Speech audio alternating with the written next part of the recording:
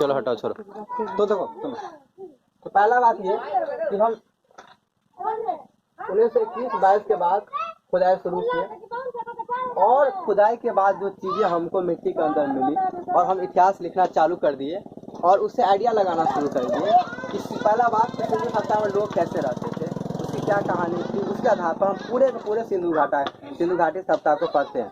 आप देखो, जब हम ऐसा एक स्रोत की बात कर रहे थे, सिंधु घाटी सभ्यता का स्रोत क्या होगा बताओ, कौन बताएगा क्या होगा स्रोत? किस तरह के कैटेगरी में रख सकते हैं स्रोत को? हाँ, तो किस कैटेगरी में रख सकते हैं?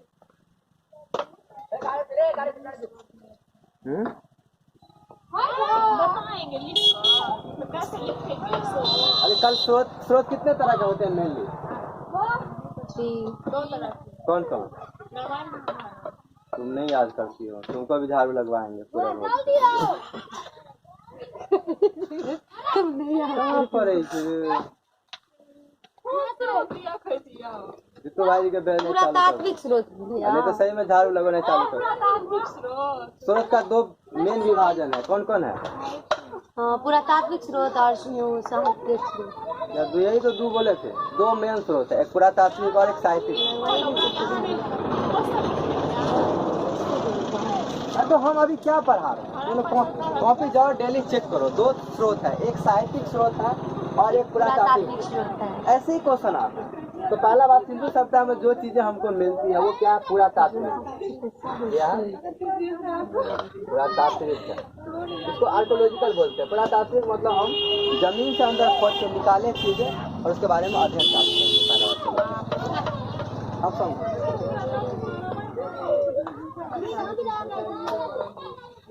अब क्या है?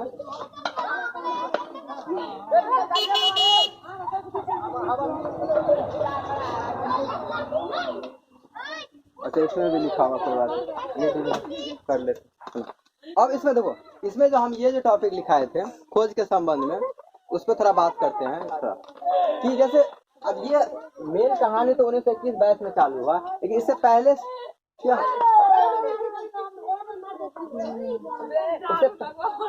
उससे पहले जो है ना, इस पे काम चल रहा था। यही हम लिखा 1826 में चार्ल्स मैसन जो है, ये सब देखो उतना क्वेश्चन नहीं, कभी कभार क्वेश्चन। चार्ल्स मैसन जो है नैरेटिव ऑफ जर्नी में इसके बारे में चर्चा किया हुआ, थोड़ा बहुत चर्चा किया हुआ कि ऐसे ऐसे कोई जगह है, तो इसलिए इसमें बहुत ज्यादा इस पर फोकस नहीं किया गया। इसके बाद वटन बंधु जो है, जेम्स विलियम, ये रेल मार्ग बिछाते समय में, ये जो है 1856 की बात है, उस टाइम में चर्चा हुआ कि अच्छा ठीक है, उसमें कुछ ईंट मिला, वो अपना वहां से उसको चिपका दिया ईंट को, कैसी जगह छोड़ दिया, उसको क्या किया, चिपका दिया चार्ल्स वटन। इसके बाद अलेक्जेंडर कनिंघम जो 1853-56 में जो है, ये भी सभ्यता के बारे में थोड़ा सा जानकारी दिया। लेकिन असली काम शुरू हुआ, सुनो यहीं से क्वेश्चन आता है, 1921 में।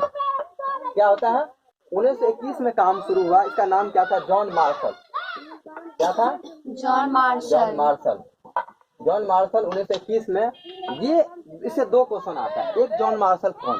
तो ये पुरातात्विक विभाग के प्रमुख, पुरातात्विक विभाग के क्या ये थे? प्रमुख। ये क्वेश्चन उसमें हम डालवाए हैं, ये देखो यहाँ पे लिखवाए हैं। ये पुरातात्विक विभाग का प्रमुख मतलब होता है जो खुदाई करते हैं ना, खुदाई जो करवाएंगे, तो इसका काम सरकारी काम होता है, इसमें कोई तो हेड होगा ना।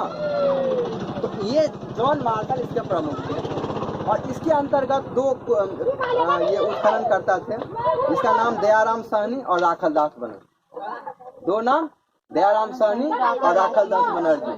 उसी के मदद, ये तो मेन आदमी हो गया, और उस दोनों के मिल के फिर खोदा गया जगह। ठीक है, तो 1921-22 की कहानी है। फिर खोदा गया, फिर उसके बारे में और खोदते खोदते, तो पहला जगह हमको कहाँ मिलता है सिंधु सभ्यता में? यहाँ पे रावी नदी के हड़प्पा जगह है। ठीक है, जो यहाँ पे हम मेंशन किए हैं। मैप किसके पास है? तो ये जो है जगह, ऐसे ही क्वेश्चन है। तो पहला जगह यही थे, ये हड़प्पा, ये रावी, ये देखो ये नदी इंडिकेट किए हैं, ये हड़प्पा जगह है। ठीक है, इसमें तुमको लगभग जो है यहाँ के, ये इसके आसपास है ये जगह। ठीक है, इसमें नहीं दिया हुआ है यहाँ पे, ये पुराना जगह। तो ये जगह था पहला हड़प्पा खोदा गया। इससे दूसरा क्वेश्चन ये भी आ जाता है, तुम सब 12th हो ना, सिंधु घाटी सप्ताह को हड़प्पा सप्ताह क्यों कहते हैं? एक पहला क्वेश्चन आता है, तुम लोग लिखो कॉपी में लिखो। सिंधु घाटी सप्ताह को हड़प्पा सप्ताह क्यों कहते हैं? हम सब भी नहीं, तुम लोगों का नहीं ना क्वेश्चन। अच्छा इसमें देखो, इसमें क्या हुआ है, अच्छा इसमें एक पॉइंट हम लिखा है, लेकिन क्वेश्चन लिखना, आंसर लिख लेना। यही तो हम इसके आंसर दिए हुए हैं। क्वेश्चन लिख लो, सिंधु घाटी सप्ताह को हड़प्पा सप्ताह क्यों कहते हैं? सिंधु सभ्यता, सिंधु सभ्यता को हड़प्पा सभ्यता, सिंधु सभ्यता को हड़प्पा सभ्यता ही कहते हैं क्यों? 2 नंबर का क्वेश्चन, 12th वाले जो है सारे सब लोग को लिख लो क्यों। अभी गपन करो, सिंधु सप्ताह को हड़प्पा सप्ताह भी कहते हैं, ऐसा क्यों? ठीक है चलो, तो पहला ये हो गया, तो हम कहानी जान लिए कि ये आदमी जो है, इसने पहला जो हमारा जो सबसे इम्पोर्टेंट जॉन मार्शल जो 1921 में राखल दास बना, इसमें है ना आंसर, तुम रुको ना 2 मिनट, अभी पढ़ाए हैं पूरा, 2 मिनट रुको ना, अभी कहाँ खत्म हुआ है टॉपिक, अभी कहाँ, अच्छा अभी कहाँ बताएं इसके बारे में।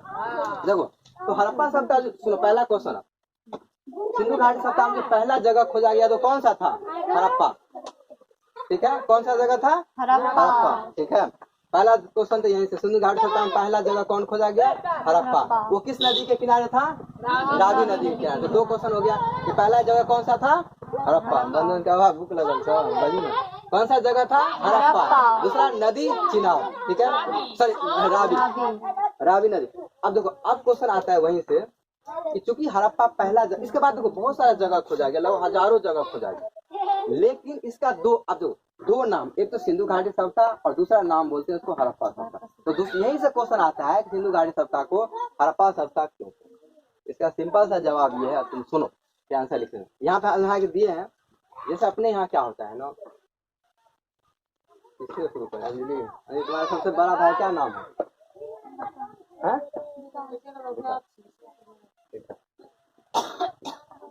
सुनो ध्यान से, उसकी मम्मी को बुलाता है, क्या बुलाता है बताओ? विकास की मम्मी बुलाता है।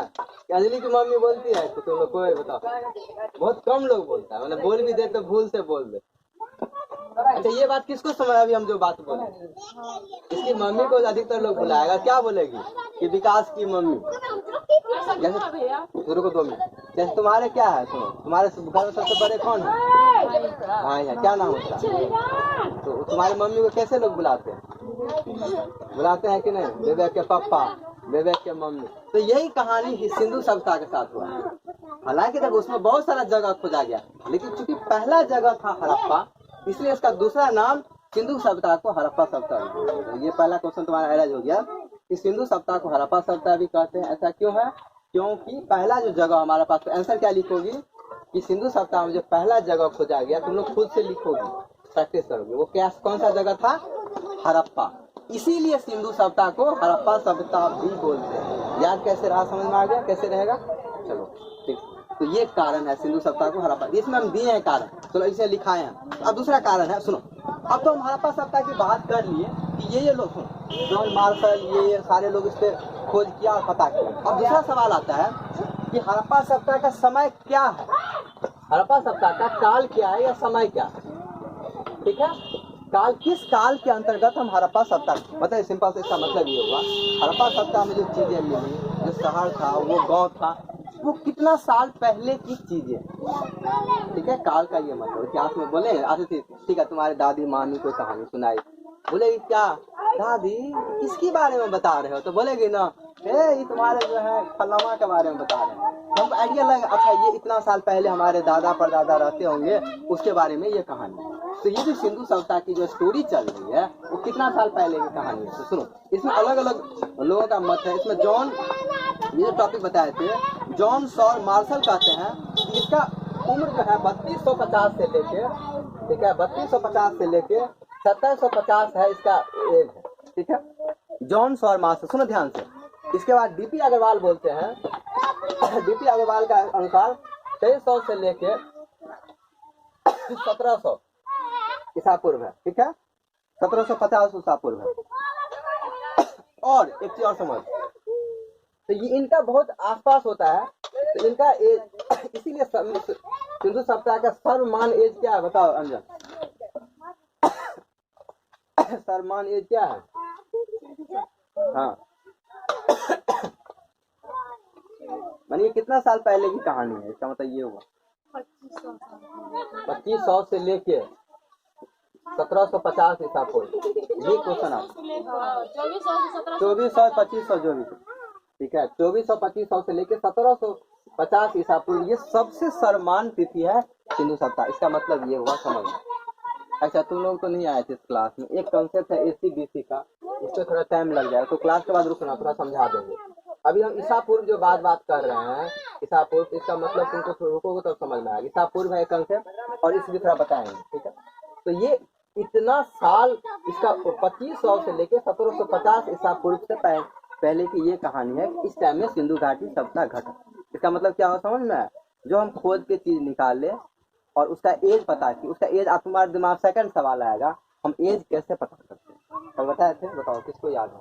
इन लोगों को पता हो, तुम लोग याद है किसी को कि उम्र कैसे पता करते हैं किसी चीज? हम क्या बोले, हम लोग डूब कर मर जाए इस गाँव में, आंधी तूफान आ जाए, धूल से भर जाए, आज से 100-1000 साल बाद सब खोज के तुम्हारा पोता उता कहीं से आएगा, सब खोज खाद के निकाले, तो कैसे पता चलेगा कि कितना साल पहले कहानी, कैसे पता करें? अंजलि तुम बताओ। हाँ देखो, इसको याद है, कार्बन डेटिंग एक पद्धति है, इसको बोलते हैं, इसका मतलब तुम ध्यान से पढ़ती हो, ठीक है। ऐसे देखो छोटा छोटा थोड़ा एक्टिव रहो ना। कार्बन डेटिंग से क्या होता है, इसका एज पता किया जाता है। क्या होता है? उम्र। इसमें लिखा हुआ है C14 पद्धति, यहाँ पे C14 मतलब कार्बन। अच्छा हाइड्रोजन हीलियम तुम लोगों को याद है बचपन का? Hydrogen helium lithium beryllium boron, carbon का परमाणु संख्या कितना होता है? हाँ C तो थे, C तो संकेतक है। परमाणु संख्या कितना होता है? 6 होता है, ठीक है। और इसका परमाणु भार 14 होता है। तो ये 6-14 इसको लिखते कैसे हैं, यही क्वेश्चन आता है कि 6-14 के आधार पे हम लोग सिंधु सप्ताह का एज का पता करते हैं। मतलब ये इसका इस पे बात किए थे कि जमीन से खोदो, जैसे कोई हड्डी निकला, कोई चावल का अंश निकला, कुछ भी निकला, खोद लो, उसको लैब में टेस्ट किए और उसको देखे अच्छा ये कितने साल पुराना है, इसके आधार पर बता देते हैं ये इतना साल, ये इतना 1000 साल पहले की ये कहानी, ऐसे पता करते हैं। समझ में आया? तो इसको पहला बार दूसरा क्वेश्चन आया। अब दूसरा क्वेश्चन आता है कि C14, इसमें आता है तुम्हारे 12th कि C14 क्या है या कार्बन डेटिंग क्या है, ठीक है। क्वेश्चन लिखोगे, लिख लो कार्बन डेटिंग क्या है। चलो दूसरा क्वेश्चन जल्दी जल्दी छापो तो, कार्बन डेटिंग क्या है। अच्छा एक काम तो भूले गए, ये सब तो 2 नंबर में भी आता है निवा क्वेश्चन। हाँ हाँ तुम लोग भी इसको लिख लो, अच्छा ही रहेगा। लिखे तो है, याद भी है।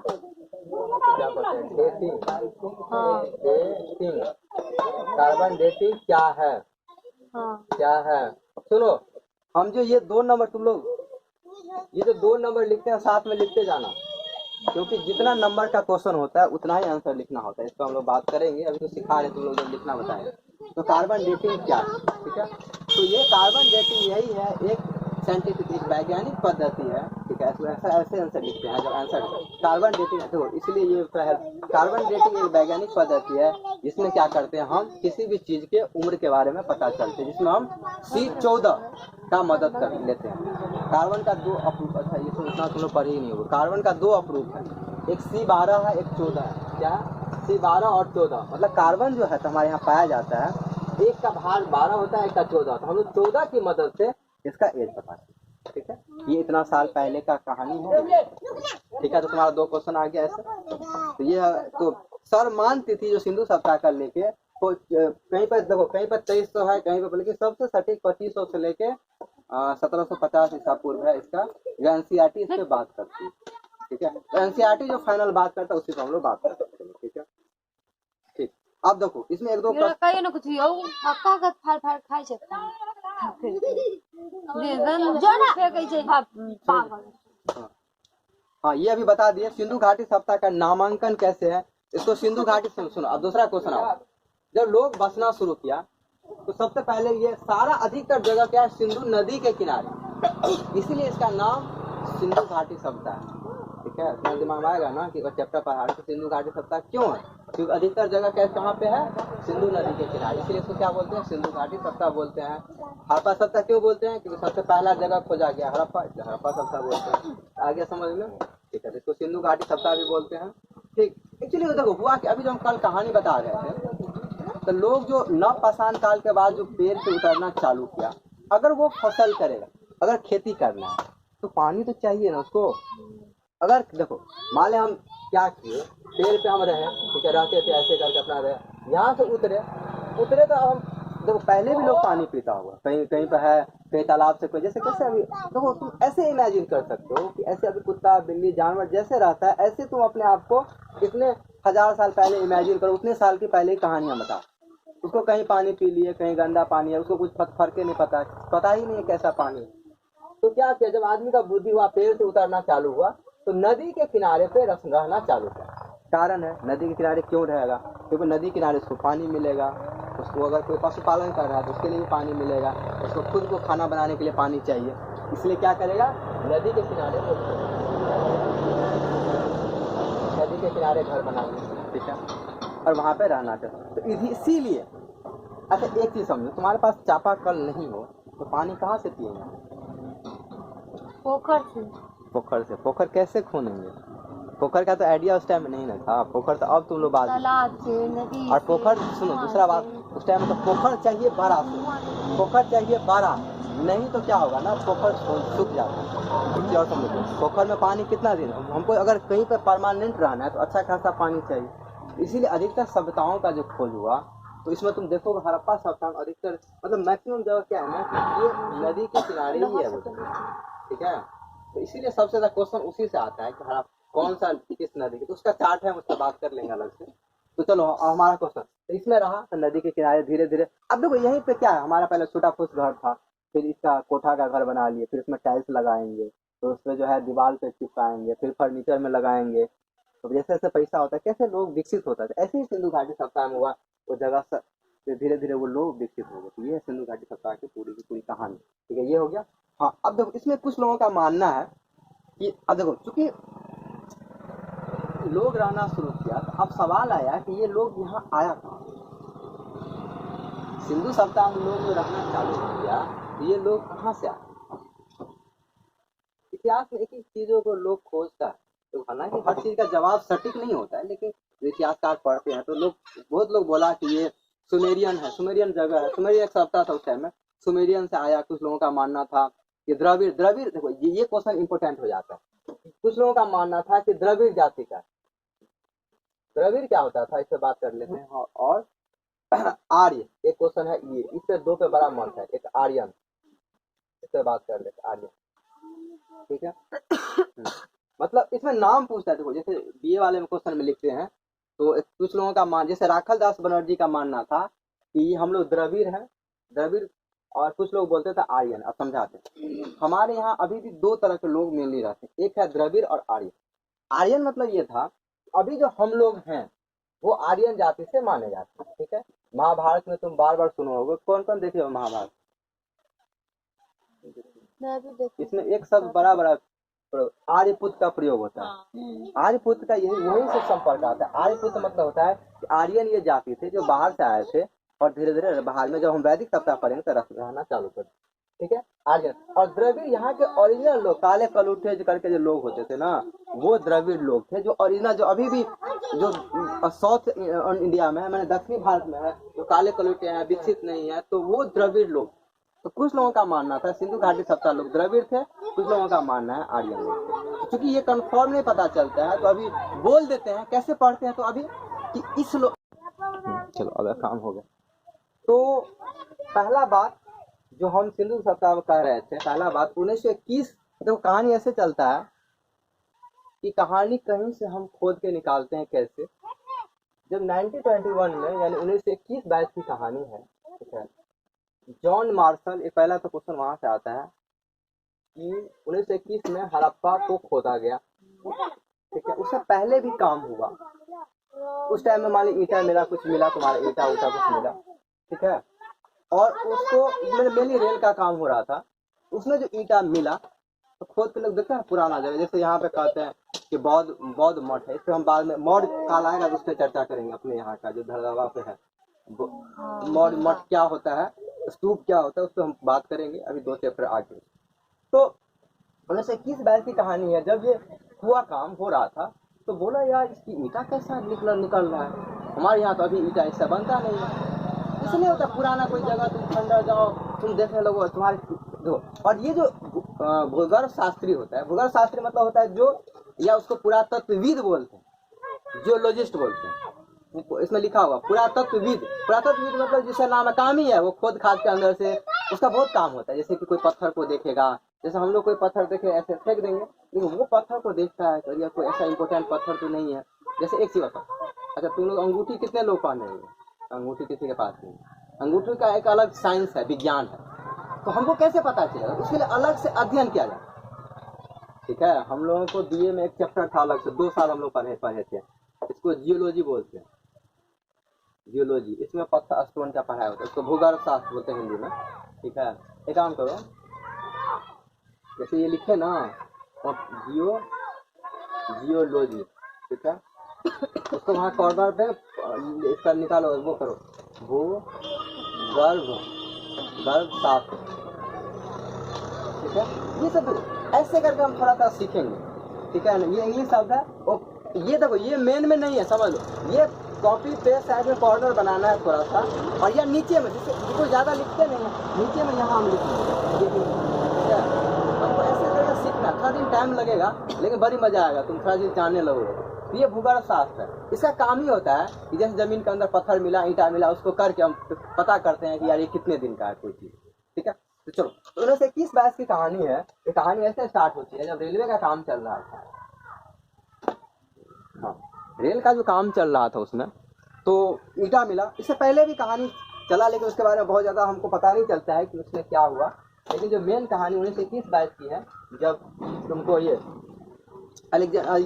जॉन मार्शल को एक क्वेश्चन और आता है यहाँ पे, यहीं पे जॉन मार्शल को भारतीय पुरातत्व के प्रमुख कहते हैं, भारतीय पुरातत्व के विभाग के प्रमुख। इसमें 2 नाम थे, तो ये उससे जो खुदाई किया और धीरे धीरे जो है हड़प्पा के बारे में लोगों को पता चलना चला। ठीक है, धीरे धीरे क्या खुदाई करने के बाद फिर जी हड़प्पा के बारे में पता चला। ठीक है, उसमें जो चीजें मिली, अब सुनो, अब हम जो चीजें मिलती है कैसे इतिहास लिखते, हमको अलग अलग बर्तन मिला, चूड़ी मिला, हल्का साक्ष मिलता है, चावल मिलता है, अभी बताएंगे, इस पर बात करेंगे। तो उस आधार पे हम लोग इतिहास लिखना चालू कर दिए कि उस टाइम के लोग ऐसे रहते होंगे, ये हम कल भी बताए थे। हो गया बात खत्म। चलो, इसके अलावा इसमें क्या हम कल बताए थे कि अच्छा एक जगह कल क्या है, एक्चुअली एनसीईआरटी में देखो जैसे क्या कल जो हम लिखाए थे इसके काल के बारे में, मतलब हम सिंधु घाटी सप्ताह का एज का लगभग क्या होता है, तो उसके लिए हम जो कल देखो उसमें 2500 लिखा दिया था ना, उस किताब में गलती एक लिख दिया है, हम जिससे नोट बनाए थे। ये सबसे सर्वमान तिथि में तुम ये जो तुम अगर नोट बनाए हो 2400 से लेकर इसको 1700 ईसा पूर्व ये कर लेना बस। ठीक है ना, ये इसमें ये क्वेश्चन इसलिए नहीं पूछता है एग्जाम सर में, क्योंकि ये अलग किताब में अलग अलग ये दिया होता है। ठीक है, वहाँ बस 2400 से लेकर 1700 तक। इसमें क्या है ना, ये डाटा से बहुत वो कर देता है, तो इस तरह का क्वेश्चन बहुत कम पूछता है। चलो ये बात कर, इसको ठीक कर लो। हाँ, अब क्या है कि देखो अब सिंधु सभ्यता के खोज किए। ठीक है, मान लिया जी हमारे पास पटरी मिला, ठीक है, मान लिया बर्तन मिल गया, ठीक है, इसके अलावा मान लिया गहना का मल मिल गया, ठीक है, दर्पण मिल गया, इत्यादि चीजें मिल गया। अब हम लोग क्या किए, जल्दी अपडेट कर लो। सुनो, हमको ये जो सारे चीजें मिल गया है सिंधु सभ्यता से, अब हम लोग क्या करते हैं, सिंधु घाटी सभ्यता के बारे में आइडिया लगाते हैं। कुछ चीजें जैसे कि इसकी विशेषता पर बात कर रहे थे कि सिंधु घाटी सभ्यता, अच्छा नामांकन के बारे में बता दिए हैं कि सिंधु घाटी सभ्यता का दूसरा नाम। अच्छा तुमको 2 क्वेश्चन दिए थे, किस किस को, 3 लोग दिए थे ना, क्या आंसर लिखो बताओ। एक तो कार्बन डेटिंग वाला दिया था क्वेश्चन, देखो क्वेश्चन लिखा करो, बोर्ड में ऐसे ही आता है कार्बन 14 या कार्बन डेटिंग बोलते हैं उसको। और दूसरा क्वेश्चन दिए थे हड़प्पा, सिंधु घाटी सभ्यता को हड़प्पा सभ्यता क्यों बोलते हैं, कौन इसका आंसर देखो बताओ, ये तो तुम बताओ, सिंधु सभ्यता को हड़प्पा सभ्यता क्यों बोलते हैं, जल्दी आंसर बताओ। इसको आज लगभग खत्म करना है, 1 दिन और लगेगा, 2 दिन में खत्म करना है। सिंधु सभ्यता को हड़प्पा सभ्यता क्यों बोलते हैं, हमको देखो आंसर जैसे लिख दो ऐसे ही बताओ, क्योंकि हमको बोर्ड में 2 नंबर चाहिए। कितना चाहिए, ये 2 नंबर का, तुम लोग जो 12 के नीचे है उसको 2 नंबर के आता है क्वेश्चन 12 को, बताओ। कल तुम नहीं आई थी ना? तो मोबाइल पे ये अच्छा ये अपलोड नहीं हुआ होगा कल वाला वीडियो। कार्बन डेटिंग क्या होता है बताओ? मतलब पीछे वाले चीज को वो भी तुमने सुनी होता है कार्बन डेटिंग क्या होता है? क्या होता है कार्बन डेटिंग? तुम बताओ अंशु, क्या लिखी हो कार्बन डेटिंग वाले में? क्या लिखा आंसर? आंसर लिख के लाई हो? हाँ, ये सब मेरे यहाँ नहीं काम चलता है। तुमको जो समझ में आता है उजूल फुजूल जो देखो पहले दो काम करो। जो हम पढ़ाते हैं तो शर्माओ नहीं। देखो हमारे एक सर है बड़ा इज्जतदार वाले, वो 3 चीज कहते हैं। एक तो स्टूडेंट का, ठीक है, दूसरा भिखारी का जिसको क्या बोलते हैं, बेगर बोलते हैं इंग्लिश में, बेगर, और सन्यासी का, सन्यासी का। 3 आदमी का जिंदगी में कोई इज्जत नहीं होता है, ठीक है। स्टूडेंट का, भिखारी का और सन्यासी का। स्टूडेंट है तुम्हारे पास कुछ नहीं है तो कोई काम का नहीं है, ठीक है। ये लड़का पे ज्यादा अप्लाई होता है। लड़की तो ठीक है हमारे सुंदर है तो शादी हो जाएगा, तो हमारे पास जॉब नहीं होगा तो कोई लड़की नहीं, बोले क्या चला कैसे शादी होगा, ठीक है। पहले तो पैसा चाहिए, कम से कम 50,000 रुपया कमाने वाला बर्ड चाहिए। तो इस फिर भी देखो लड़कियां हैं, लड़कियां हैं तो उसको अच्छा खासा पढ़ा लिखा होना चाहिए। इसलिए शर्माओ नहीं, इसलिए शर्माने का ये मेरे यहाँ कंसेप्ट ही नहीं है। स्टूडेंट को, भिखारी को और सन्यासी को इसलिए नहीं बेइज्जत, मतलब इज्जत, क्योंकि उसको इज्जत बेइज्जत से पार होता है यार। भिखारी को तो सही बात है, बेशरम करके मांगना पड़ेगा। और सन्यासी का मतलब ये पहले भी समझा, सन्यासी का मतलब ऐसा आदमी होता है ना जिसको ना मान से मतलब है ना सम्मान से। इस तरह के लोगों को सन्यासी, सन्यासी का एक्चुअल अर्थ ये होता है कि उसको तुम मान दोगे तब भी ठीक है, नहीं दोगे तब भी उसको कोई टेंशन। इस तरह के लोग, इसलिए सन्यासी का परिभाषा ये होता है, अभी तुम लोग नहीं जानते होगे, जिसको हम लोग ओरिजिनल बाबा बोलते हैं। उसको तुम घर से भगा दो तब भी, उसको खाने तो पहले जैसे आते थे मांग ले, उसको इज्जत करो तब भी नहीं करो, क्योंकि वो समझता है तुम खुश रहोगे, तुमको बाबा से मतलब है तो दे दोगे, खा लिया बाबा, हाँ बहुत कृपा है क्या जहाँ खा ले, हमारे धन दौलत होते, तुम खुश हो तो। नहीं देगा बाबा तो सोच रहे यार बाबा झूठ मूठ का खाना था, आज भर हमारा यदि चौर खत्म हो जाएगा तो कहाँ खाने के लिए देंगे। तो इसलिए ये समझता है ये लोग कि तुम खुश रहोगे तो बाबा को एकदम खूब खाने के लिए दोगे। तो ये तो तुम्हारे ऊपर डिपेंड किया ना, बाबा को अपना स्वभाव से क्या मतलब है, अपना काम कर है।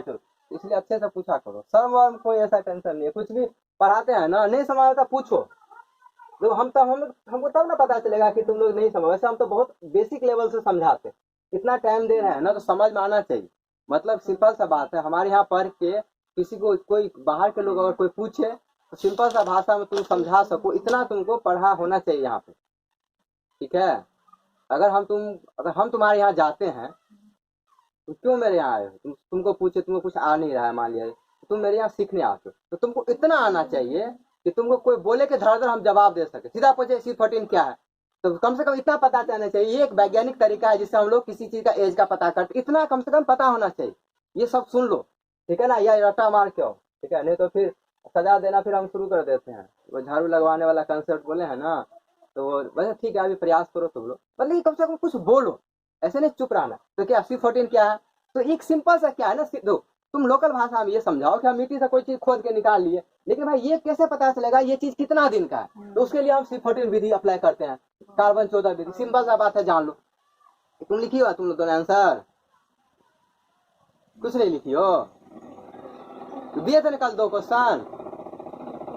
अच्छा बताओ, सिंधु घाटी सप्ताह हड़प्पा सप्ताह क्यों बोलते हैं, तुम उठो बताओ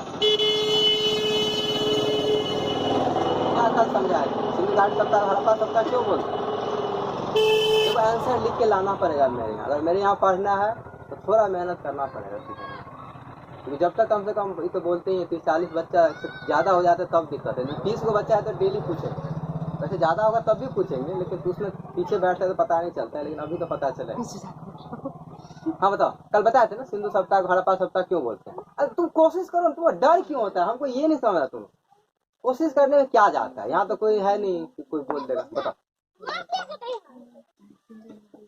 बताओ, चांदनी है तुम्हारा नाम, बताओ कोशिश करो ना। अरे सिंधु सप्ताह क्यों हड़प्पा सप्ताह बोले थे, बताओ कब, बोलो आगे पढ़ना है हमको, आगे पढ़ाना है ना, कोशिश करो। तो बिल्कुल नहीं बोलती, इस तरह का बच्चा को नहीं अच्छा लगता। कुछ बोलो ना, तुम जो सुनो, कल क्या समझाए थे, हड़प्पा सप्ताह क्यों, सिंधु सप्ताह हड़प्पा सप्ताह क्यों नाम था, बताओ। तुम बताओ काजल, उठो, लिख के लाई हो? तुम घर पर नहीं पढ़ती हो? मेरे यहाँ तो हम क्या पुलिस दरोगा बनाने वाले हैं, तुम तो लिख के भी नहीं लाते हो, इसमें क्या बनोगे तुम? हमको तो अंदर में कोचिंग खोलना पड़ेगा। सब हम तो सोचे थे घर पे लोग थोड़ा अच्छे से पढ़ेगा, दिक्कत है। तो हमारे पास पढ़ने वाले बच्चे चाहिए, थोड़ा मेहनत करके पढ़े, नहीं मतलब कम से कम प्रयास तो करना चाहिए हमको। क्या लिख के लाओ? कार्बन 14 लिख के लाई हो? बोर्ड में कैसे लिखोगे आंसर तुम्हें? वही क्वेश्चन आता है 2 नंबर में, 5 नंबर में, वही क्वेश्चन आएगा। हम ये मत सोचो कि उस टाइम में अलग क्वेश्चन आएगा। देखो नहीं होता तो पूछो, जैसे कार्बन 14 क्या था। हम देखो सबसे पहले हम लोकल भाषा में, ये तुम बैठ जाओ, ठीक है, तुम दोनों बैठो। तो कार्बन 14 क्या था, सीधा सा हम किसी चीज का उम्र पता करते। देखो अब हम कैसे लिखते हैं आंसर, इसको सिखाए तो बहुत अच्छे तरीके से। तो तुम लोग भी सीख जाओ, कार्बन 14 से क्या होता है, किसी चीज का उम्र का पता चलते हैं, यह एक वैज्ञानिक विधि है। हो गया, ये एक ही लाइन हमको पता होना चाहिए, बात खत्म। और क्या बोले थे दूसरा क्वेश्चन? हड़प्पा। हाँ ये तो सिंपल क्वेश्चन कल भी बताए थे। क्यों? सिंधु सभ्यता का दूसरा नाम हड़प्पा सभ्यता है ना। क्यों? इसमें लिखाए थे ना, सिंधु सभ्यता को हड़प्पा सभ्यता भी बोलते हैं। क्यों? इसमें तो चार्ट में भी दिए, तुम लोग नोट बनाई हो? यहाँ अपने आप उतार ली कि यादो करके लाई हो? देखो सिंधु सभ्यता को हड़प्पा सभ्यता भी बोलते हैं। क्यों? कल ही तो समझाए थे। अंशु तुम बताओ तो, क्यों बोलते सिंधु सभ्यता को हड़प्पा सभ्यता? क्या तुम लोग कल नहीं सुन रहे थे लगता है, गालियाँ सुन रहे थे लगता है, तुम लोग ध्यान वहीं चल गया। अरे इसको समझाया था कि कौन कौन थी, मम्मी पापा का नाम ले, फलना की मम्मी। याद करो, सिंधु सभ्यता में सबसे पहला जो खोजा गया जगह था वो हड़प्पा था। क्या था? सुनो ध्यान से, तुम आंसर देखो, हम आज लिखाने नहीं जा रहे, तुम लोग काम है कल लिख के लाओगे। हम ये काम तुम लोगों को करना पड़ेगा। तो सुन लो हम क्या बोले, सिंधु सभ्यता कैसे लिखना है, लाइन तुम लोग ठीक करोगे, लेकिन अभी का प्रयास, कोई डरो नहीं, अभी 1 साल है तो तुम लोग सीख जाओ। सिंधु सभ्यता में सबसे पहले जो खोजा गया जगह कौन सा था? हड़प्पा, ठीक है। और उसमें डेट क्या था? 21 है ना।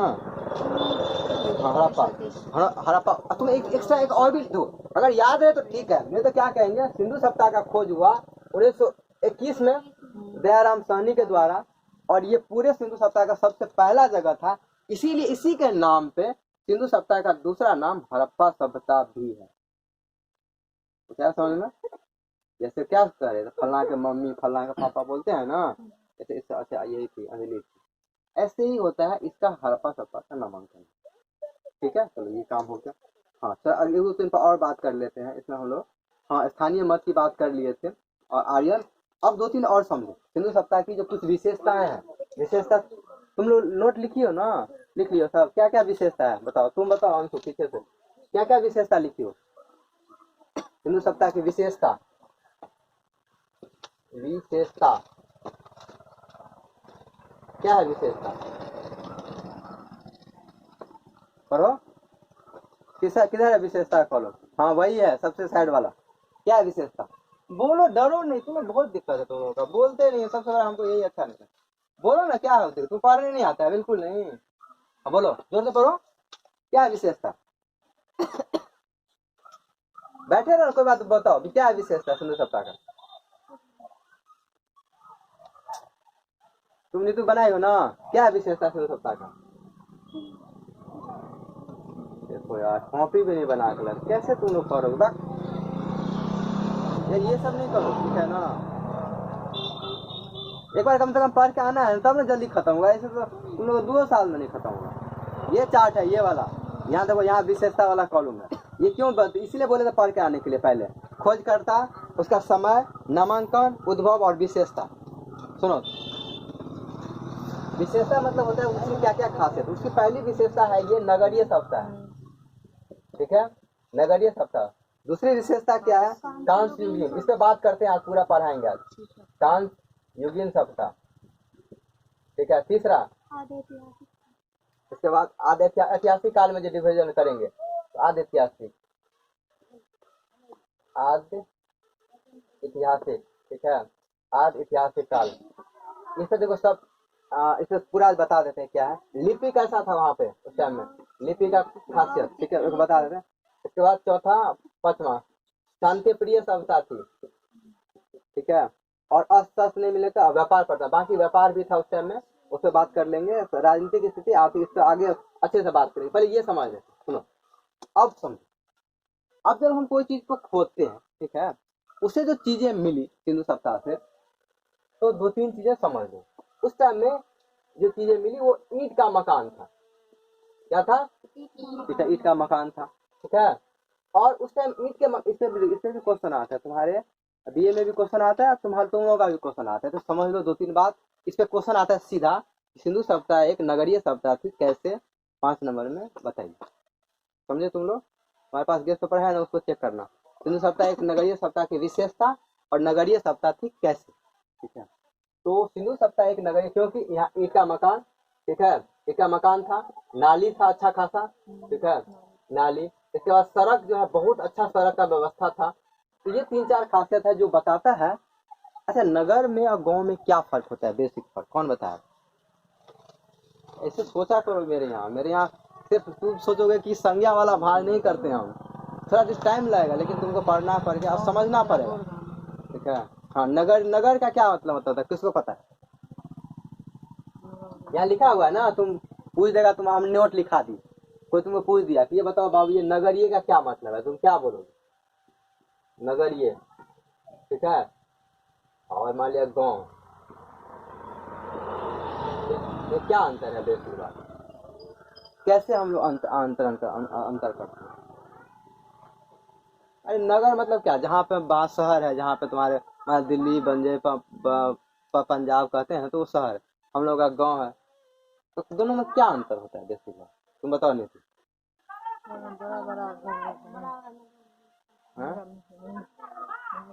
क्या होता है नगर? नगर में बड़ा बड़ा तुम लोग तो साफ। नगर में देखो, तो सबसे बड़ा खासियत जो नगर का होता है, पहला हो तो मकान जैसे होते हैं। मकान लोग क्यों जाना चाहते हैं? मकान हो गया तुम्हारे पास, ठीक है। उसके बाद सड़क हो गया, ठीक है। इसके बाद नाली हो गया, ठीक है। इसके बाद व्यापार हो गया, ठीक है। इसके बाद पढ़ाई का व्यवस्था हो गया। तो ये सब जो देखो बेसिक, अगर तो पढ़ाई तो हमको बाद में पता चला, लेकिन देख कर जो पहला बात करेंगे, देखेंगे अच्छा खासा मकान है, सड़क है, तो ये हम लोग क्या कह देंगे, ये नगर है। गाँव को क्यों कहाँ कहते हैं कि एक गोल शहर में रहता है, कहते हैं हम लोगों को वही, क्यों? क्योंकि हम लोग का गाँव है। क्यों? क्योंकि हम लोग गाँव का क्या खासियत है, अधिकतर मकान क्या है, कच्चा मकान है, ठीक, कच्चा। रोड का भी कोई आदान प्रदान कोई ठीक नहीं है, न व्यापार का ठीक, न नाला का ठीक। मतलब एक अच्छी जगह का, शहर का ये खासियत होता है, वहाँ का अच्छा मकान होना चाहिए, अच्छा सड़क होना चाहिए, ठीक है। और नाले का व्यवस्था, नाले मतलब अब तुम लोग को अभी ये समझ में नहीं आएगा। अगर तुम सोचो यहाँ की तुम्हारे टोला पे अगर पूरा घर ही घर भर जाए, तो जो नौकर नहाएगा तो पानी कहाँ हराएगा, कहाँ जाएगा पानी? तो नाली होना चाहिए कि नहीं? उसको निकाल के फिर बाहर कहीं उसको बहाया जाता है, तो अच्छा नाली। तो अब समझ लो, तो सिंधु सभ्यता एक नगरीय सभ्यता थी। क्यों? क्योंकि वहाँ पे जो चीजें खोद के मिला, तो अच्छा खासा बिल्डिंग, मकान, नाला का व्यवस्था बहुत अच्छा। इसीलिए सिंधु सभ्यता को क्या बोलते हैं हम लोग, एक नगरीय सभ्यता बोलते हैं। आगे जो शब्द आएगा वैदिक सभ्यता इसके बाद, तो वो एक गांव वाला सभ्यता था। उस टाइम में मकान नहीं था, वो उस पर बात करेंगे जब ये खत्म हो जाएगा चैप्टर। ये कैसे खत्म हो गया, फिर नए लोग आना शुरू किए, तो फिर धीरे धीरे वो शुरुआत, इससे अपने लोग का गाँव खत्म हो जाएगा। मान लिया ठीक है 1000 साल के बाद कुछ हो जाए, सब यहाँ से भाग जाए, तो फिर खत्म तो हो गया, फिर लोग आके रहना शुरू कर देगा, भूकंप आ गया, भग गया, तो फिर से शुरुआत करना पड़ेगा जिंदगी। ऐसे ही कुछ था, सिंधु घाटी खत्म हो गया। अब सुनो, तो पहला खासियत क्या, नगरीय सभ्यता थी। दूसरी बात है कांस्य युगीन सभ्यता। देखो एक चीज बता, जब इतिहास का काल पढ़ाते हैं, जब इतिहास का जब काल पढ़ाते हैं उसमें पाषाण काल, ठीक है। अभी जो हम कल परसों में जो बात कर रहे थे वो पत्थर युग था, जो शुरू में जंगल में रहा, पत्थर पर रहा, नंग दरंग घूमते रहा, कुछ खा लिया, तो पाषाण काल हुआ, इसको बोलते हैं पाषाण काल। पाषाण काल के बाद जो समय आता है, तो पाषाण काल में 3 काल है, पूरा पाषाण, मध्य पाषाण और नव पाषाण। तो इसी में जो आगे जो पाषाण काल के बाद आया उसको ताम्र पाषाण बोलते थे, उसको ताम्र, अच्छा ताम्र पाषाण काल, ठीक है, पाषाण काल, ठीक है। ताम्र पाषाण मतलब ऐसा बीच का समय ऐसा आ गया कि फिर तांबे का खोज हो गया। किसका? तांबे का, तांबा का खोज हो गया, ठीक है। तो तांबा एक, फिर दूसरा क्वेश्चन सीधा आता है कि सबसे पहले खोजा जाने वाला पहला जो हमारे पास धातु क्या था, तांबा था। तो अब तुम्हारा दिमाग होगा कि यहाँ सब चीज लोहा, ऐसा नहीं है कि पहले लोहा का खोजा, पहले खोजवा तांबा। तो इसलिए तो लोहा देखो, ये ताम्र मतलब होता है लोहा, और पाषाण मतलब पत्थर, उसमें दोनों चीज है। शुरू शुरू में मान लिया खोज हो गया, तो एक ही बार तो नहीं सीधा अच्छा अच्छा औजार बनने लगेगा। शुरू में जो मान लिया हम वो चीज बना रहे थे पत्थर का, वो तो चलेगा कुछ दिन, इसलिए उसमें दोनों था, तांबा भी था और पत्थर भी था। तो फिर खत्म हो गया। जब तांबा का जब फिर धीरे धीरे जो है और विकसित होता चला गया, तो फिर कांसा बनने लगा। कांसा पर आज बात करते हैं, कांसा, ठीक है ये, ठीक है। तो कांसा एक्चुअली कांसा जो कैसे बनता था, तांबा में जो 3 मिला देता था, तांबा में जो 3 मिला देता था, तो ये कांसा बन जाता। तो इस दोनों से मजबूत है। हमको ऐसे मान पेड़ काटना है तो मजबूत चाहिए ना, कोई हमारे काटे, इसको काटे किसी बांस को, अपने टूट गया तो क्या फायदा। तो ये जो कांसा होता था इससे मजबूत होता। तो हम थोड़ा और दिमाग लगाए, विकसित हो गए, तो और थोड़ा धारगढ़ जो है तलवार या कुछ बनाना होगा, तो ये हम कांसा का बना लिए। तो इस पूरे सभ्यता, सुनो एक ही ध्यान सुनो, उस टाइम में चूंकि कांस का हर चीज, बर्तन लो तो कांस का, औजार लो तो कांस का, बूटा पहनो तो कांस का, मूर्ति पहनो तो कांस का, हर चीज कांस कांस कांस कांस, इसलिए इसका अलग से नाम ही रख दिया। ये कैसा सभ्यता था? कांस युगीन सभ्यता। कैसा सभ्यता था? कांस युगीन सभ्यता। देखो सभ्यता का सीधा सा मतलब होता है कि लोग उस टाइम में रहते थे, उसको हम लोग सभ्यता बोले। सभ्यता कोई विशेष ऐसा नहीं उसका पंख लगा हुआ है कि सभ्यता। सभ्यता का मतलब होता है कि एक टाइप का लोग जब बहुत दिन तक रहने लगता है उसको हम लोग सभ्यता, वैसे ऐसे नहीं समझो।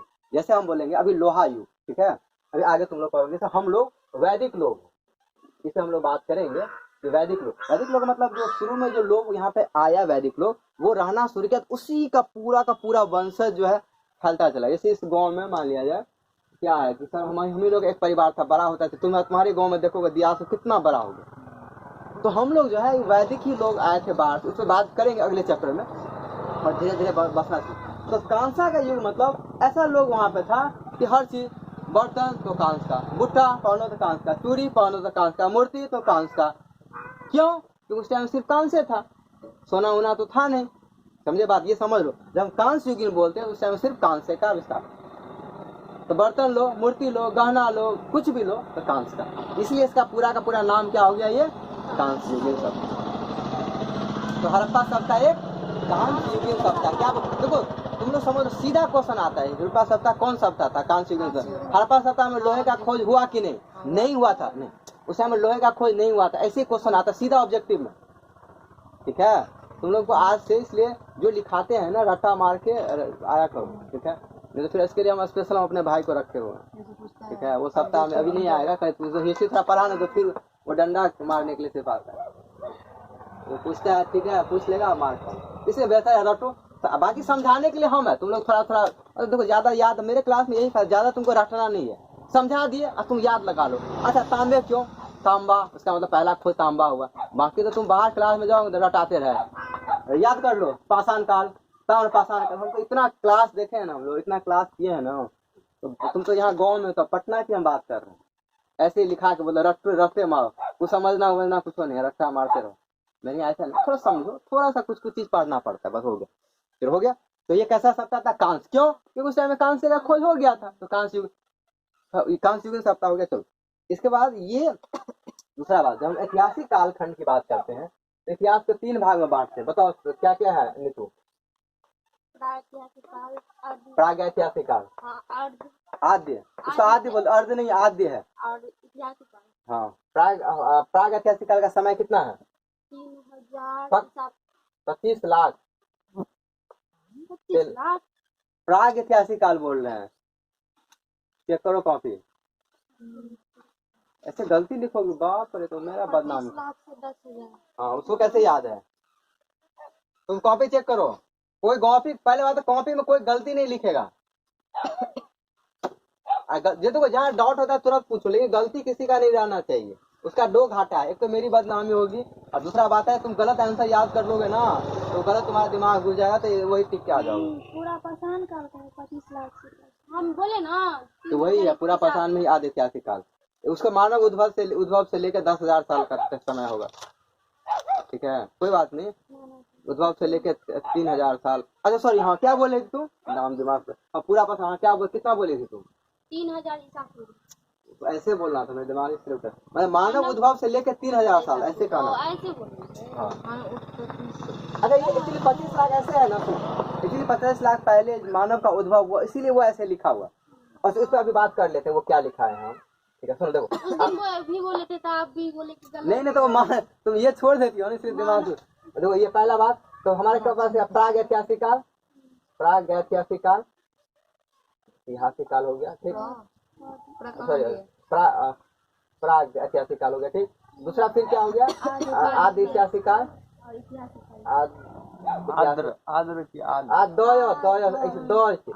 ऐसे आद्य ठीक है।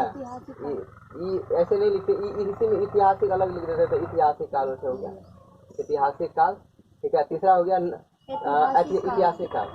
मतलब ये ऐसे वर्गीकरण किया गया साक्ष्य के आधार पर। साक्ष्य ऐसा है कि शुरू मतलब ये ऐसे मान लेते हैं कि मानव जब से आया, इसमें लगभग 25 लाख साल पहले, इसीलिए ये ऐसे लिखा हुआ 25 लाख पहले साल होमो सेपियंस जिसको आदि मानव बोलते थे वो आया।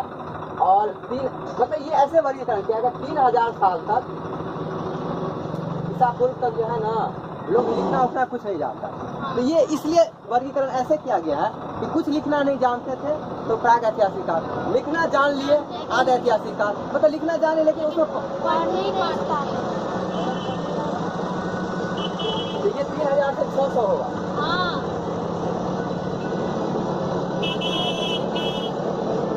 अब ये 600 का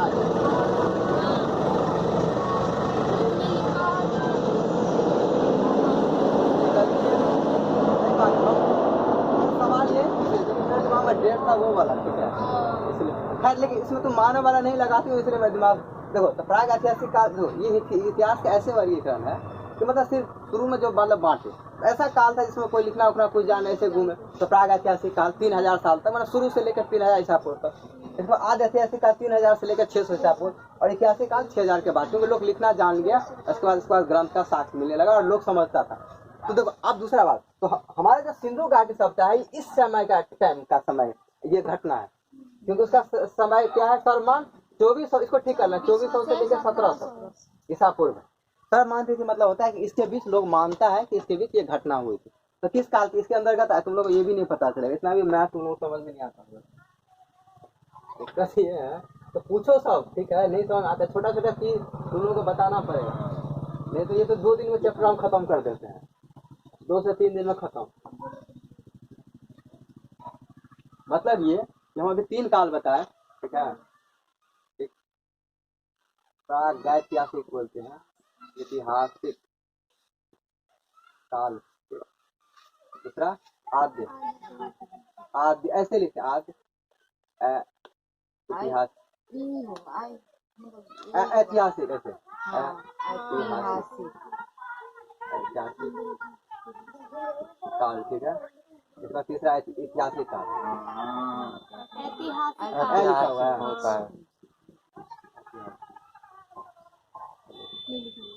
चलो मतलब कहना ये 3 काल है ठीक है। इसका टाइम मतलब मोटा मोटी हम मानते हैं ऐसे मानव उद्भव मतलब जब आदमी रहना शुरू किया करके लेके इसको, इसलिए मानव उद्भव से लेके हम टाइम 3000 ईसा पूर्व मानते हैं। दूसरा काल क्या है कि 3000 से लेके 600, ये 600 के बाद का समय ठीक है। सुनो तो अब देखो हम ये क्या बोले कि सिंधु सभ्यता का समय है सरमान तिथि 2400 से लेके 1700। सरमान मतलब होता है कि अधिकतर लोग मानते हैं, तो ये सब लिखना नहीं, ये सब लिखा दिए थे पहले ठीक है, आज वाला नोट में नहीं है, ये बीच में मत डालना उसको। ये जो काल है ये जो है ना ये किस में आता है बताओ, किसको पता है तुम लोग बताओ अंशु, ये किसके बीच में आता है?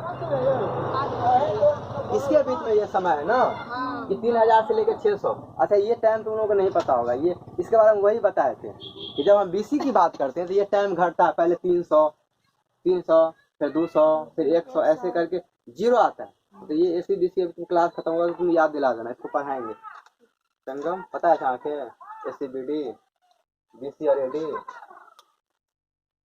मैंने ईसा पूर्व और ईस्वी में अंतर। हाँ ईसा मसीह के जन्म से पहले के ईसा पूर्व हाँ ईसा का शुरू कहते हैं। और ये जन्म तुम के समझा बाद देंगे, के तुम रुक ईस्वी। जाए।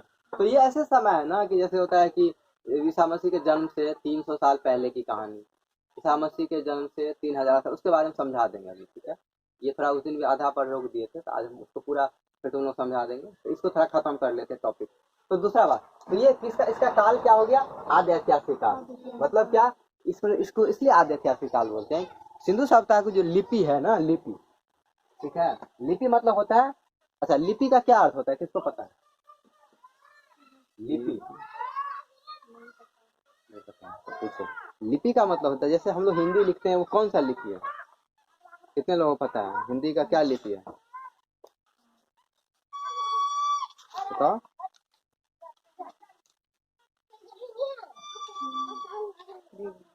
हाँ, देवनागरी लिपि बोलते हैं ना हिंदी को, समझाते हैं लिपि का क्या है। इसलिए देखो मेरे यहाँ था, देखो देखो लिपि क्या होता है? एक लेखन कला को हम लोग लिपि बोलते हैं। तो हिंदी जिस स्टाइल में लिखा जाता है उसको हम लोग देवनागरी लिपि बोलते हैं। तो ये तो देखो, ये सिंधु सभ्यता का ये लेटर था, हम लोग उस दिन भी बताए थे। ये साइन बोर्ड, ये इसके लिखने का तरीका था। एक जगह और है, ठीक है, इसमें दिख रहा है, कोई बात नहीं, दिख जाएगा। और ना ऐसे इसका हम अब जो वीडियो एडिट करेंगे ना, थोड़ा और टाइम देंगे, तो ये सबका फोटो उसमें रहेगा। तो इसको हम मॉडिफाई करने जा रहे हैं, मतलब ये जितना फोटो दिखा रहे हैं ना, सब उसमें डालेंगे हम एडिट करके। थोड़ा उसमें समय लगता है उसमें, ठीक है, मॉडिफाई करना। आज गड़बड़ नहीं हुआ है, ठीक। तो कहने का मतलब ये है, ये जो 3 खाल है, तो ये जो इसकी जो लिपि थी, अब सीधा सा क्वेश्चन देखो, सुनो दूसरा क्वेश्चन, कि सिंधु की लिपि जो थी, लिपि माने लेखन का जो कला था ना, नहीं देखा जाए के, इसको बोलते थे भाव चित्रात्मक। भाव चित्रात्मक, भाव चित्रात्मक मतलब होता है ऐसा लिपि जो हम दिल से तो लिखे, लेकिन दिल से कोई पढ़ ही नहीं पाए, इसलिए बोलते हैं भाव चित्रात्मक। मतलब चीजें को, भाव मतलब होता है लिखा गया, भाव माने कैसे कि चित्र के माध्यम से लिखा गया। अब पहिया बना, पहिया की तरह गोल गोल बनाया हुआ है, यहाँ पे कुश्ती की तरह बनाया हुआ है, इसे गोल गोल बनाया हुआ है, इस तरह से बहुत सारी चीजें मिली, लेकिन पता नहीं चल रहा है ये कहना क्या चाहता। जैसे हम लोग लिख दिए किसी को लेटर ऐसे करके, मान ली लिख दिए, फिर ये फलना जी, ठीक है, या बाबूजी को लिखे, किसी दोस्त को लिखे, तो ये पढ़ रहे हैं ना कि भाई क्या लिखा हुआ है, क्योंकि हम भी वही पढ़ते हैं, तुम भी वही पढ़ते हो, या इंग्लिश थोड़ा बहुत जान लोगे। अच्छा एक चीज बताओ, जिसको इंग्लिश में नहीं पढ़ा रहेगा, हम लिख के दे दिए तुमको पता चलेगा क्या लिखा हुआ है? तो लिपि का सीधा सा यही मतलब था। तो सिंधु सभ्यता में जो लिपि मिला, ये बहुत चित्रात्मक, इसको पता ही नहीं है क्या लिखा, लेकिन लिखना तो लोग जानता था। तो इसीलिए इस तरह के काल को इतिहास में, जहाँ लिखना लोग जानता था लेकिन पढ़ना ये नहीं जानता, उसको हम लोग आद्य ऐतिहासिक काल। तो सिंपल सा क्वेश्चन तुमको दो, इसमें ज्यादा क्वेश्चन नहीं होता है। 3 इतिहास काल है, प्राग ऐतिहासिक काल, जिसमें कुछ लंग दरा घुमा फिरा शिकारी रहा, सीधा सा उसको प्राग ऐतिहासिक काल दे। इस इतिहास काल में लोग लिखना जान लिया था, लेकिन पता ही नहीं था क्या लिखा हुआ। ऐतिहासिक काल में लोग लिखना जान भी लिया, पढ़ भी सकते, ये ऐसे पहले बता दिए, इसका नोट करके तुम लोग बता दो। तो ये 3 काल में है। तो ये जो सिंधु सभ्यता होता है वो आद्य ऐतिहासिक काल में आता है। इसमें लोग लिखना तो जानता था, लेकिन पता नहीं था क्या लिखा हुआ है, ठीक है। तो ये एक विशेषता हो गई, ये सिंधु सभ्यता की ये विशेषता होगी। आगे क्या है पॉइंट? आगे पॉइंट क्या है कि हाँ लिपि तो हो गया। अब इसके बाद है शांति प्रिय सभ्यता की। शांति प्रिय, देखो अब हम कैसे मानेंगे कि अभी लोग शांति प्रिय सभ्यता है? हमारे अपने गांव में है, अपना गांव कैसा है? बोलेंगे शांति प्रिय है, झगड़ालू है, सट्टा मारने वाला है, कैसे समझेंगे? आइडिया दो। कहेंगे शांति प्रिय लोग है यहाँ। तो ये ऐसे पता चलता है कि पहले लोग शिकारी किया, युद्ध किया, मार किया, उसके घर से भाला निकला, सोचता होगा वो पहले से तैयारी करके रखा होगा, एकदम मार पीट। हाँ तो देखो इसीलिए लिखे अस्त्र का नहीं मिलना, मतलब सिंधु सभ्यता से तो खुदाया हुआ, तो उसमें कोई ऐसा अस्त्र नहीं था। इससे ये लोग सोचता था कि क्या अस्त्र का क्या काम है, हमारे भाई भाई में लड़ाई हो जाए, पार देंगे, चीर देंगे, पहले से भाला रखेंगे, तलवार रखेंगे, मतलब उतना लेवल का होगा। सिंपल है, ठीक है, फटम फुटा हो गया, खाम खत्म हो जाए। लेकिन देखो बाहर क्या होता है ना, कि जैसे कोई आजकल देखो लड़का सब कट्टा रखने लगा, बंदूक रखने लगा, इसका मतलब क्या है? ये गलत निशानी। तो ऐसे पता चलता है, क्यों? क्योंकि उसको गलत काम करना है, जैसे छीनना है, छुरी दिखाना है, तो ये पता चलता है। तो सिंधु सभ्यता से जो चीजें मिली, उसमें कई ऐसा तलवार या भाला का कोई साक्ष्य नहीं है, इसीलिए लोग मानते हैं उस टाइम में। तीर उड़ का कहीं थोड़ा बहुत है, लेकिन लोग मानते थे शिकार के लिए।